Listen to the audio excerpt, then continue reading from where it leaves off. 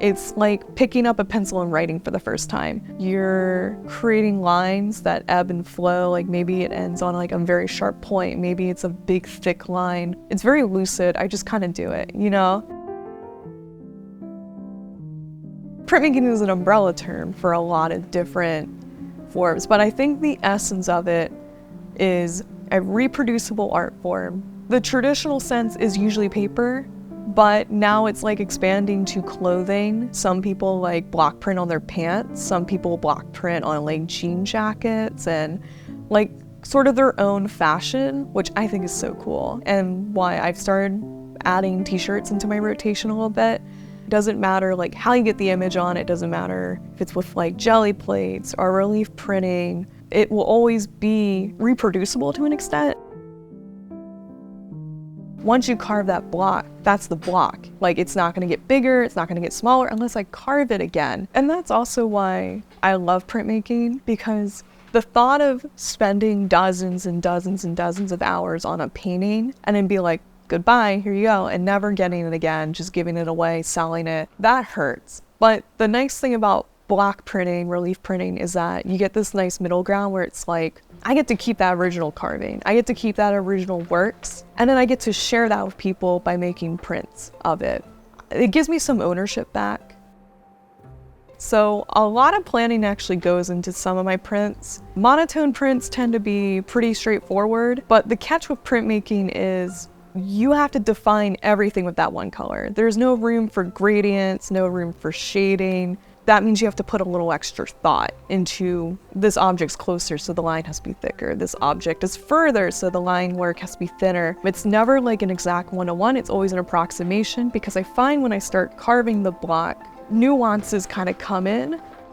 Part 2 is transferring the design to the block. So there's actually a few really easy ways of doing it. One, if you have like tracing paper or drafting paper, like really thin translucent paper, you print out your design onto printer paper. If you did it digitally, if you did it in your sketchbook, just take your tracing paper, put on top, and then just draw the design out with graphite.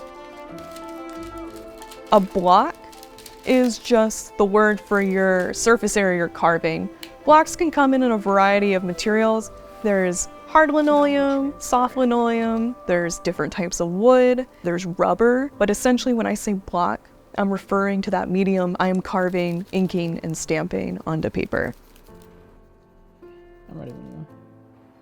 Part 3 is actually carving. So this is the meat and potatoes of printmaking. What I really like about carving is it's very meditative. This is the part I get excited about, but it's also the part that is the hardest to start, because I will like literally stare at the block. Even though I have the line art on it, even though I know what I'm doing, I'm like, where do I even begin? Whew, am I ready? Okay, I think I'm mentally prepared, let's go. But once you're in the flow of carving, it's awesome.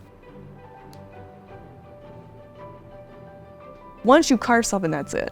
Like if you make a mistake, it's on the block, it's gonna be in the art, that's it. And that actually, I think that scares a lot of people, but for me, I actually feel like it's very liberating, because it's like, you made an error. Yeah, sure, there are ways of correcting it, like you can use super glue, work around it, or you find a way to incorporate it into the piece. So a lot of my pieces end up becoming a little modified because I went the wrong way, or I, instead of hyper fixating on that, I go, well, let's add it. And I think that's part of what makes printmaking so cool. That handmadeness is accentuated with little errors and mistakes like that.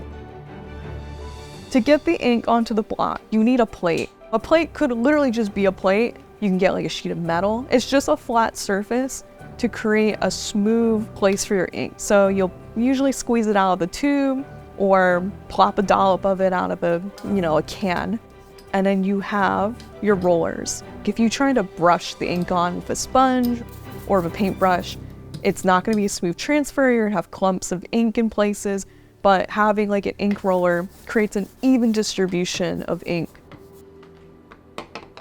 Yep, put the pressure on it, be gentle.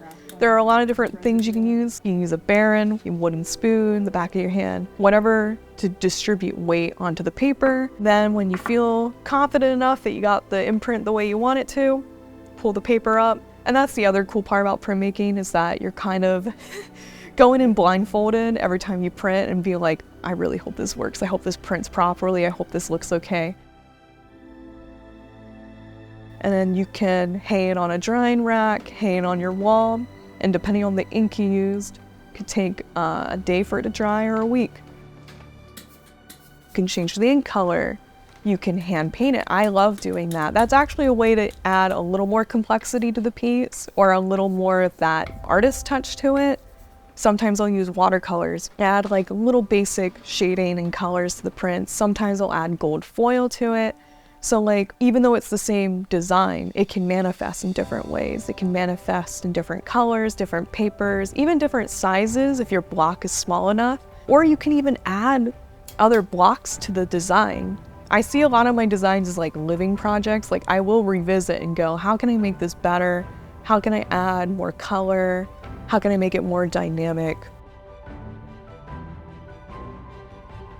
When I got into printmaking, I started finding myself. I started like learning more about loving yourself, loving your process. Wow, everyone's so welcoming and warm, and people want to just share what they're doing. They're so excited to see what I'm doing. I'm so excited to see what they're doing. And now I have like an international like camaraderie with other printmakers on the internet, and it's just really nice. Your goal should be to tell your own story in a way that you want to. And when I started reframing that for myself, making art just became so much more fun. Thanks for watching. Subscribe to discover more hobbies and visit notjusthehobby.com to learn more. Yeah, we're good.